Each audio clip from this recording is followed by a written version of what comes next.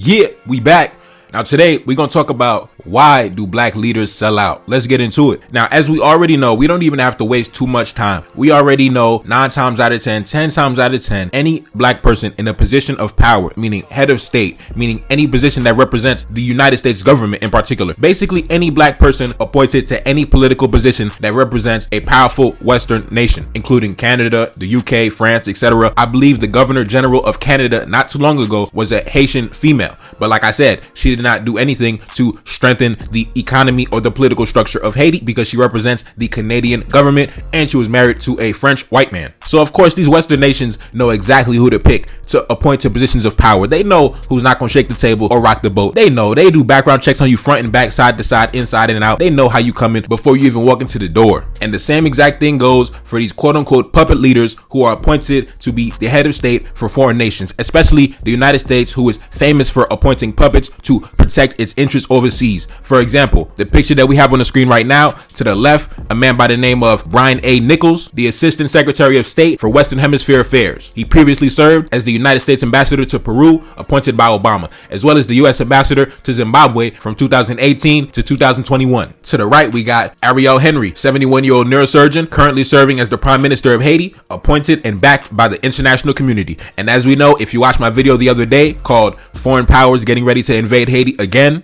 reaction, you would know that the international community is just the United States, France, Canada, Great Britain, Australia, etc., the Western powers that control that military organization with 4 letters, starts with an N, ends with an O. Y'all know what I'm talking about. To better understand how Ariel Henry was able to rise to power under no election and no democratic process while still having the backing of the quote-unquote international community, go watch my video from the other day called Foreign Powers Getting Ready to Invade Haiti Again. Go watch that. Now, since I gave you the resume of these 2 black men, on paper you would think, wow, this is black excellence, right? I mean, look at Brian Nichols, decorated political career. Look at Ariel Henry, black neurosurgeon. Bro, you know what I mean? Excellence, right? But no, in terms of Brian Nichols, I can see that he came from an elite family, a very successful black family, traveled the world. His father had employment opportunities all over the planet, came back to the United States, was able to raise his family, send his kid to college. Shortly after Brian Nichols graduated from college, he enlisted in the Foreign Service for the United States government. Ariel Henry, as a young man, was given the opportunity to go get educated in France, studied neurosurgery, became a professor in his field, came back to Haiti, started getting involved in the political structure, and somehow later down the line was elected prime minister to lead Haiti with the backing of the international community. Now listen, if you were following the story last year of the assassination of the Haitian president, you would know first of all that Ariel Henry is one of the main suspects. In fact, if you go to his Wikipedia page right now as it stands,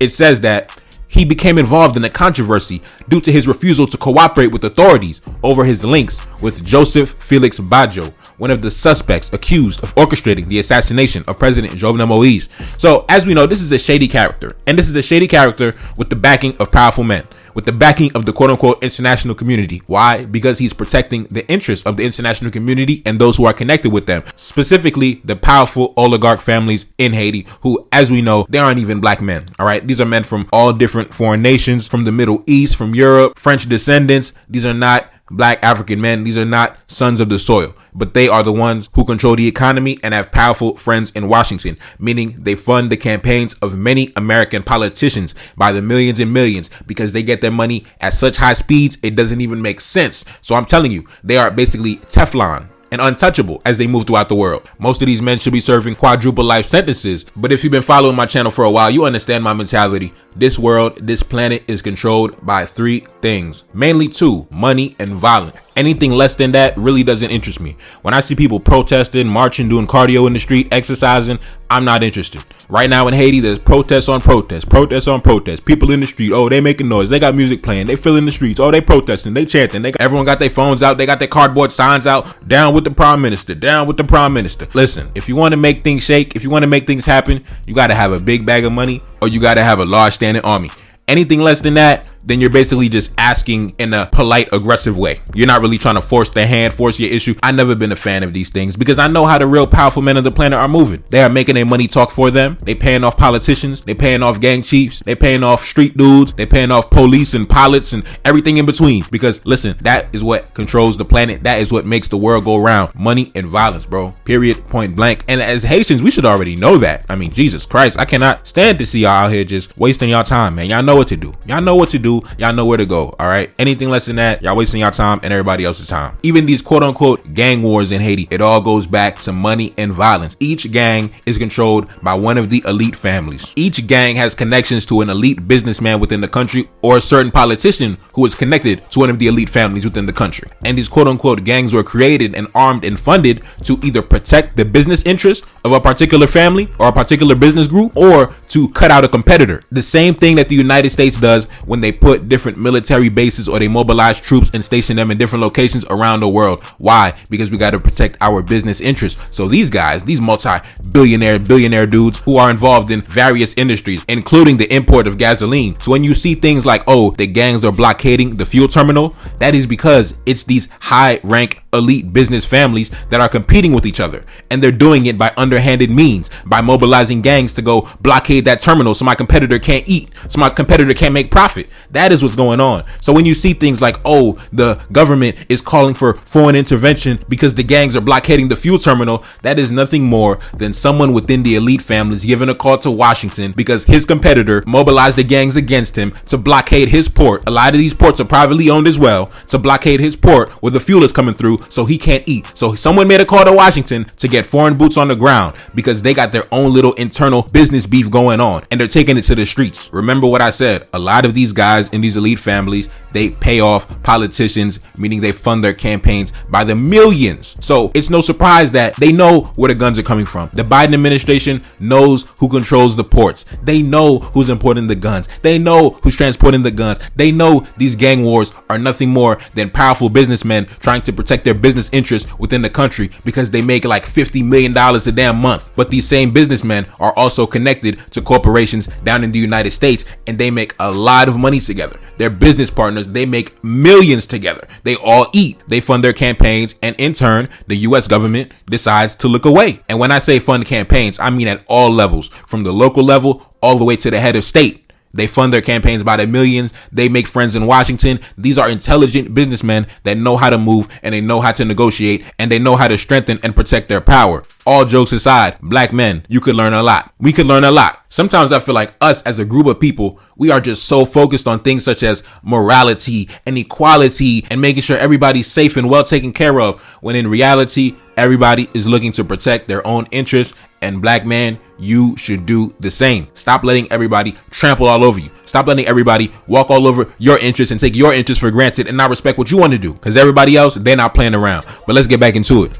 Why do black leaders sell out? First things first, you have to understand where black leaders come from. Black leaders come from the general mass population of black people, or wherever they come from in whatever nation they are living in. And to understand our leaders, you have to understand the sentiment of the general population, right? What is the mentality of the general population? The mentality of most people is, listen, I'm just worried about me and mine. I'm worried about me and my family. I'm trying to get mine. Listen, you got to get yours. I'm going to get mine. I'm focused on me and mine. I'm not worried about the community. You know what I'm saying? Like, that is the mentality of the average person, right? So what would make the black leader immune to such a mentality? If they grew up within that society with that mentality and they are part of it, they are plucked out from the general population.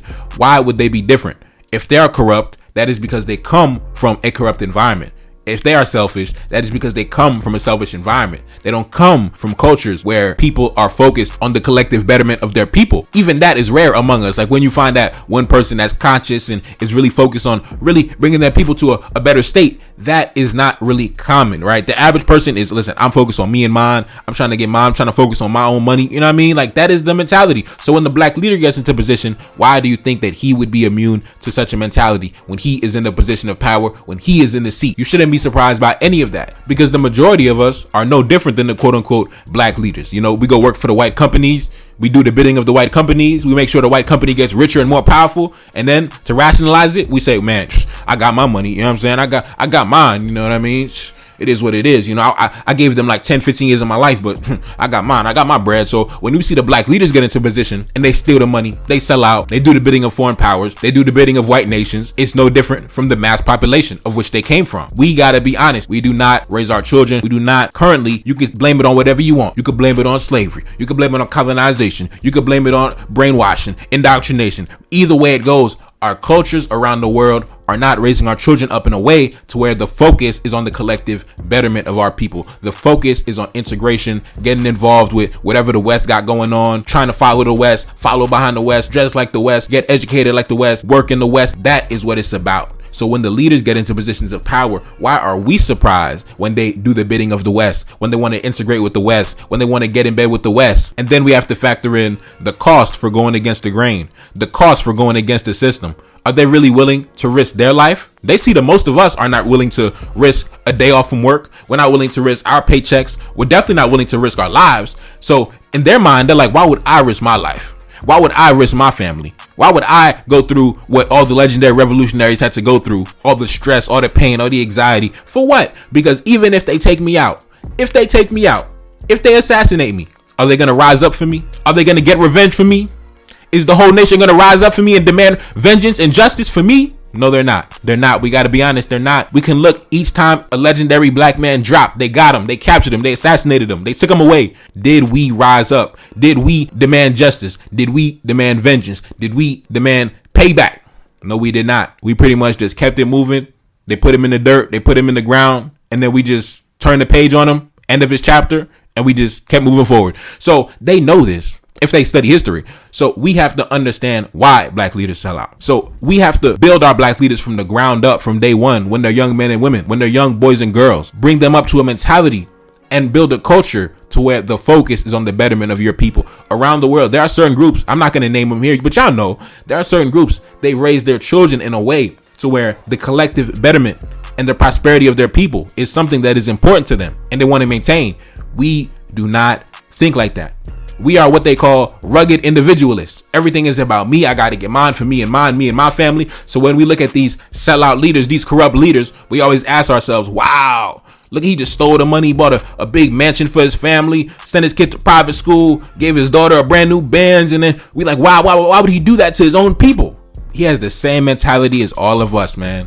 He got the same mentality as the mass population. When we go work for these white companies and then we go buy the big house and then we just say, man, forget our people, man. I'm going to pay my bills and live my life. I got mine. You know what I mean? That is no different than the corrupt black president, the corrupt black leader, the puppet that is placed in position by the international community. That is no different. That is no different than the ambassador for the United States like Brian Nichols, who's doing the bidding of the United States government. He is just at work. He is just doing his job in his mind. Listen, they paying me well. Listen, my daughter and my sons, they going to a prestigious school somewhere in, California or wherever. My wife, she blessed. She doing good. She waking up every morning, feeling good, smelling good, cooking me breakfast.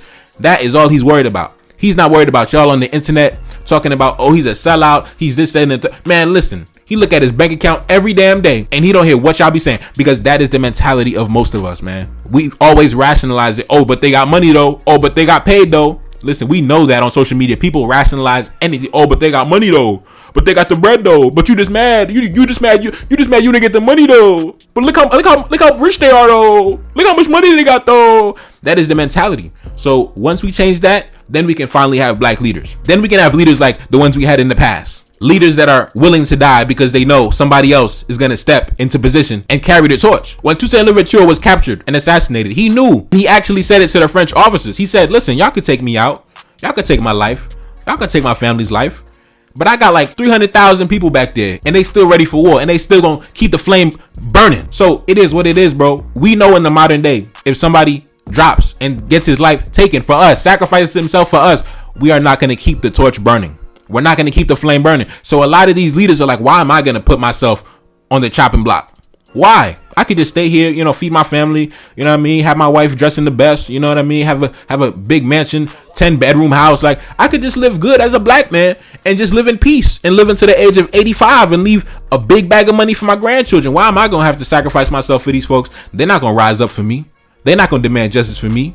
And they're already integrating themselves. Most of us are already, we going to these white schools. We living in these white neighborhoods. We already integrating and mixing. So in their minds, it's like, why am I going to put myself on a chopping block? So that is why we have black sellout leaders. Because from the time that they're young boys and girls, they're growing up in a culture that is focused on integration, that is focused on being a rugged individualist, thinking for themselves, thinking for their own clique and nobody else. So until we change that, then we're going to continue getting what we got. And we cannot be upset about it because this is what we produce. It is what it is. It's your boy Neferkari Desaline back in the building. Yes, indeed.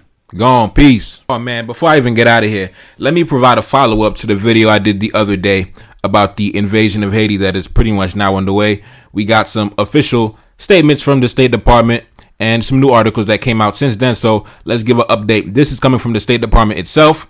Assistant Secretary of State for Western Hemisphere Affairs, Brian A. Nichols, the Black American gentleman to the left.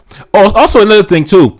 How come Tariq Nasheed is silent on, the hashtag FBA getting involved into tether business, tether politics? Why is the FBA being sent by the white man to get involved in tether politics? Why you in tether business? Nah, I'm playing. But seriously, has Tariq spoke on this? I don't follow him. Has he spoke on the fact that, there's a Black American doing the bidding of the U.S. government in Haiti? Does he speak on this? Because he said that, tether should stay out of Black American business. But, he literally has a Black American literally flying to Haiti, leading a delegation on behalf of the U.S. government. It is what it is, man. I know he's not going to speak on this. He's a propaganda pusher. He's a propaganda peddler. So it is what it is, man. Anyway, let's get back into it. Brian A. Nichols, the Black American gentleman to the left, will lead an interagency delegation to Port-au-Prince, Haiti, October 12th to the 13th. The Assistant Secretary will be joined by Lieutenant General Andrew Croft, Military Deputy Commander of Southcom, some random white man. I really wonder if Tariq has made a statement on this, considering, he's always bragging about, we built this country. Has he talked about, the illustrious country that he's built, meddling in Haitian affairs, sending Black men from America to go meddle in the affairs of other nations? Has he spoke on this? Wow. Don't even get me started on the Black men that work for the CIA and doing undercover operations in Africa. Don't even get me started on that. It's a lot of FBA and tether business. Tariq got to make a show just dedicated to that, but we all know he won't. Let's get back into it. The delegation will meet with Prime Minister Ariel Henry, the private sector leaders, aka the big elite business families in Haiti, and broader civil society groups, taking into account the government of Haiti's request for international assistance. Obviously, the puppet government put in place by the international community, specifically the United States, Canada, and France, has now made a request to the United States, Canada, and France to invade the country. But they frame it as, the Haitian government requested us to come. But they put in place the Haitian government in the first place that requested them to come. But you see, if you don't know these things, you would never know the games they play. But let's get back into it. The government of Haiti's quote-unquote request for international assistance to facilitate a response to the cholera epidemic that just broke out. The same exact week that the quote-unquote request for foreign intervention was made, automatically disease just broke out across the island. All right, sure. Anyways, let's get back into it.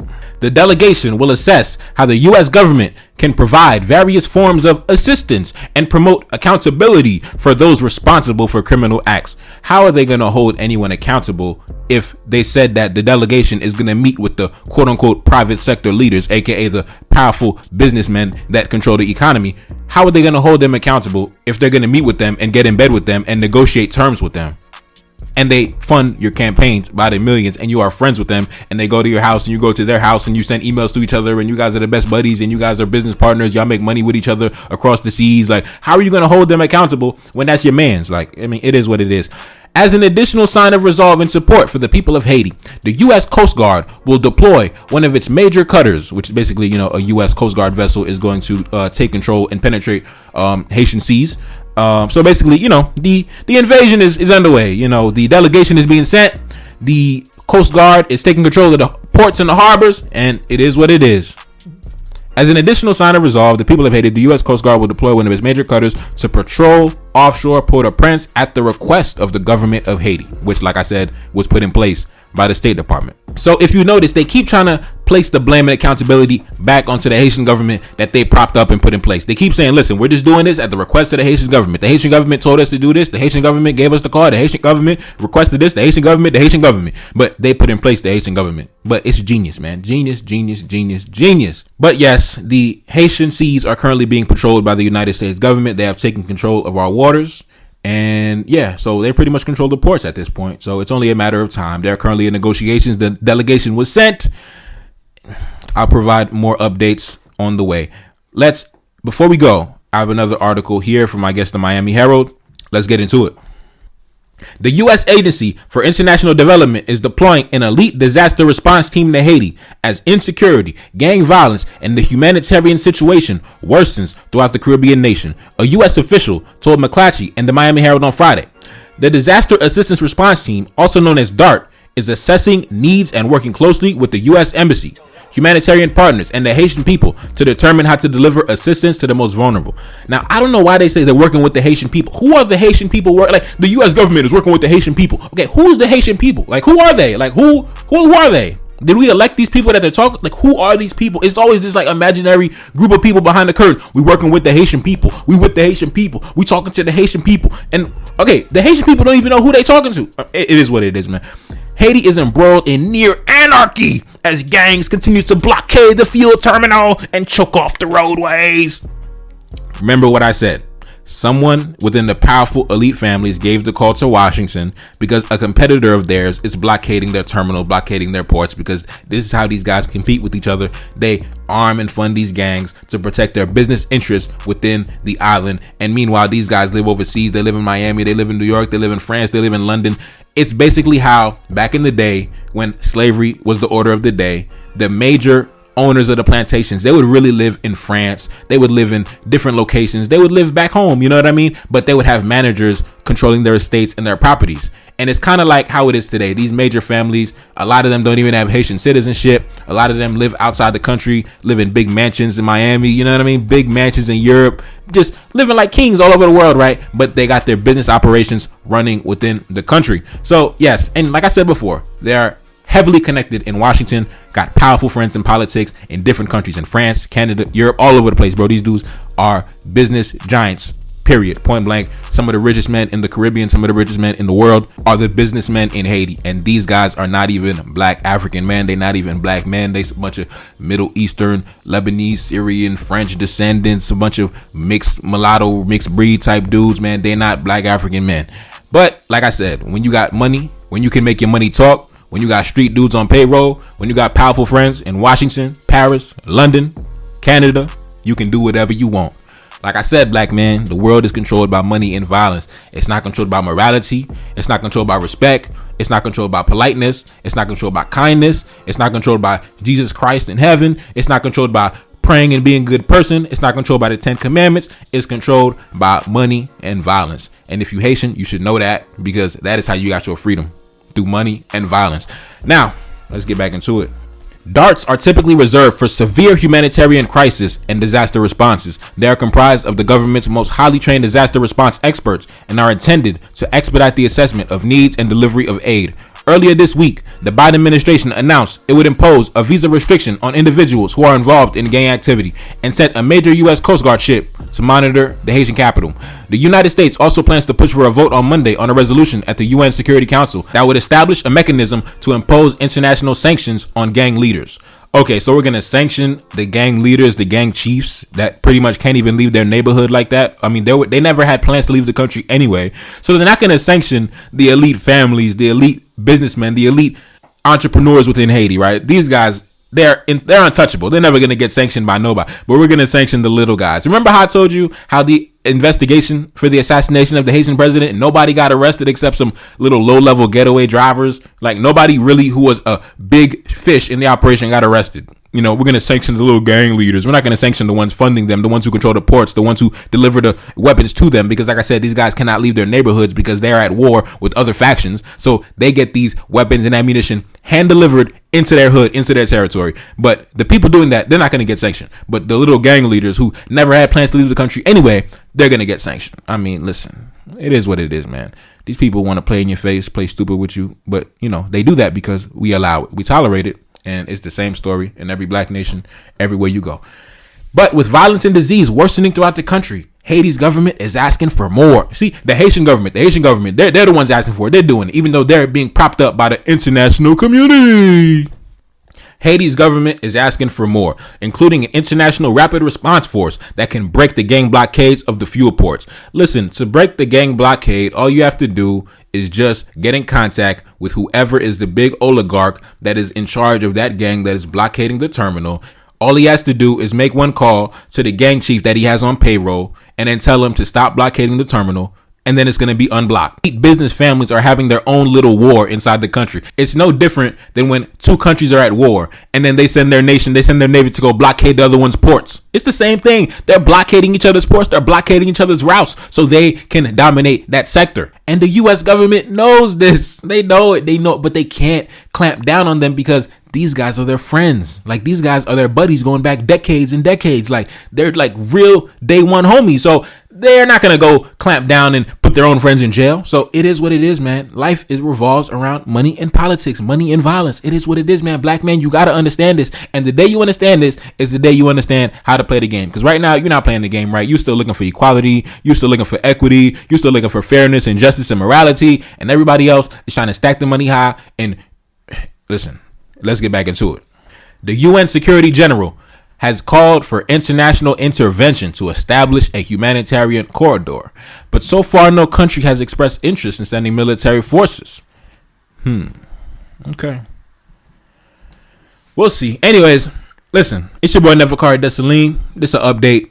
I'm going to keep coming with the updates. Listen, the delegation has been sent. The U.S. Coast Guard is now in control of Haitian seas and Haitian ports, et cetera, et cetera. So we'll see as the situation continues to move forward. I'll pop in with more updates. It's your boy Neferkari Desaline back in the building. Yes, indeed. Gone. Peace. Reincarnated, I'm back in original fashion. I left on a horse and came back in that ass, and I left with abundance and came back to famine. We used to be pyramids, now we be rapping. Look how the mighty have fallen. Used to be running, now we be walking. When you be cooning, that's when they applauded. Selling your soul, your sons and your daughter. Gotta come up in this shit, they stuck in the mix. Really, my heart it be breaking. That's why I'm stacking that paper and handle my business. Pass it down in generation. Talking about money and power and building a nation. That's a deadly combination. Never be watching the TV, they pushing agendas, falsifying information. Know they got malice intentions. Step in the room and I'm feeling the tension. Enemy watching, he blocking my vision. Pay for the check cause I need my redemption. Building my kingdom, I need it protected. Ready for war like a young Money Congo. Never decided the team is the motto. Up in the crib and I'm whipping up waffles. Up in the crib and I'm smoking gelato. I'm chilling, I'm taking my pain and make it ambition. I'm blessed by the gods, but I ain't religious. I came for the power, they came for the bitch. They making no hourly wage, I got business. This shit is an art and they could never be taught. Selling my soul, I can never be bought. Play with my money, I see you ain't caught. Run to the check and I do it for sport. Babylon falling, I go to the source. Packing my luggage and go overseas. Shorty be with me and she so elite. Shorty be chocolate, I'm calling her Hershey. Secret intelligence probably gon' murk me. Don't fuck with brands cause nigga I'm Haitian. Say the wrong shit and you're smacking their faces.